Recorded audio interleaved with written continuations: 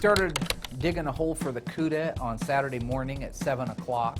It took about 4 hours and a backhoe to dig the hole. It was 18 feet long, 6 feet deep, and 8 feet wide.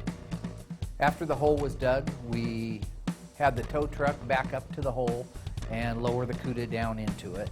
After the Cuda was set down in the grave, it took me half a day on a bobcat to bury it.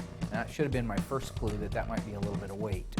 We hooked up the hearse to it, which was part of the original plan, and had the cameras rolling, the lights were on, the fog machine was going, and action.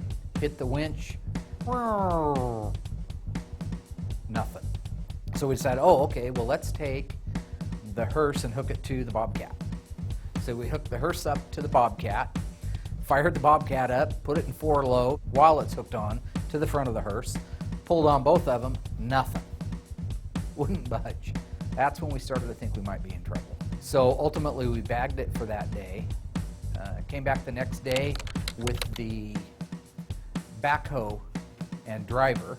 When he first hooked onto it and tied the chain off, he made his initial pull, which I would imagine was a couple thousand pounds of pulling power, and it busted the logging chain we were using. That was step one.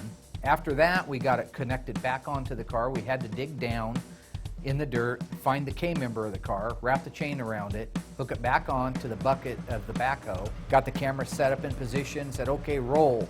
He pulled on it, it moved about 3 inches, and the whole front infrastructure tore off the car. There it was, dangling in the air. I had actually welded 1.5 inch box tubing on to the bottom of the car to give it kind of a ski effect, so it sloped up in the front, and hoping that that would give it its ramp up out of there, kind of just like a ski would. And about the only effective thing they were able to do was that's how we hooked the chain onto it after the front end ripped off. We wrapped it around the skis that I had built, and ultimately that's what pulled the car out. It took about another hour of Darren and I down in the pit digging dirt off of it and the backhoe pulling before we could get that car up out of the grave.